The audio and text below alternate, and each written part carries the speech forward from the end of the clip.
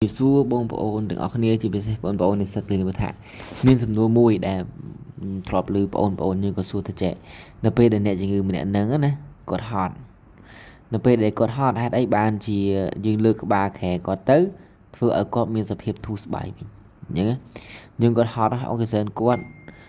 ông sơn quật cao phèm phía rồi nhưng tư mình thấy cột miên ở cara hot sob softness oppression á có miên cara hot chừng hỏi có số tha hạt ấy đấy hạt ấy nó về để dương lực bà kế vừa ao dương miên là làm tha số đỏ đặc hàm chừng một đấy miên làm tha số đỏ đặc hàm chừng một chứ ở đây để dương thật đơnคือdương đơn ngầm pi mechanism rồi có pi lại cái này cả đỏ đặc hàm dương miên suốt từng song kháng nhưng cụ ở sơ xã thì cơ thể này nó ai đang dùng nữa mình suốt từng son khángហើយnơi còn lạiនេះគឺបែងចែករវាងសួតហើយនឹងពោះគឺមាន abdominal មកសំទោសមាន diaphragm ទៅអត់ហ្នឹងហើយ diaphragm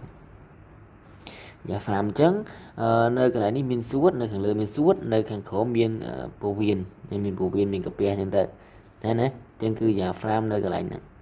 ចឹងអ្នកទាំងគ្នាសាច់ដុំដែលមានតួនាទីសំខាន់នៅក្នុងការដកដង្ហើមគឺ intercostal muscle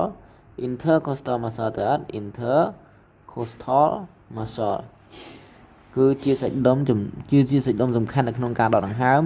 ជាមួយនឹងសាច់ដុំ diaphragm នេះចឹងពីរនេះសំខាន់ណាអញ្ចឹងនៅពេលដែលយើងដេកត្រង់យើងសាកសម័យមើលនៅពេលដែលម្នាក់ហ្នឹងក៏ដេកត្រង់អញ្ចឹងនេះសាច់ដុំ diaphragm នេះនៅពេលដែលយើងចង់ឲ្យវាមានចលនារីករួមឬក៏ចលនាឡើងចុះនៅពេលដែលយើងដកដង្ហើមចេញដកដង្ហើមចូលណានៅពេលដែលយើងដេកត្រង់គឺអានេះសម្ពាធនៅក្នុងពោះនេះមានពោះវៀនមានអីហ្នឹងវានឹងរុញមកមុខណាវានឹងរុញមកមុខអញ្ចឹងវាធ្វើឲ្យ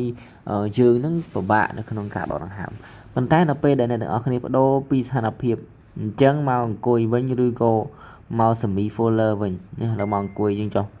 នេះមកអង្គុយវិញទៅអញ្ចឹងនេះdiaphragm អញ្ចឹងនេះវានឹងធ្លាក់មកក្រោមដោយសារតែអីគេដោយសារតែយើងមើលទៅឃើញថា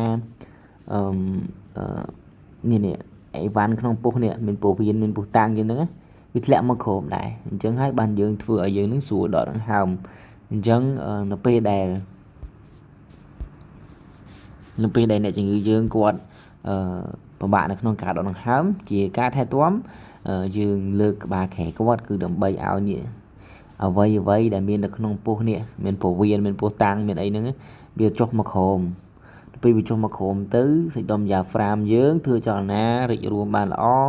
ចឹងហើយធ្វើឲ្យយើងនឹងដកដង្ហើមបានល្អចឹងណា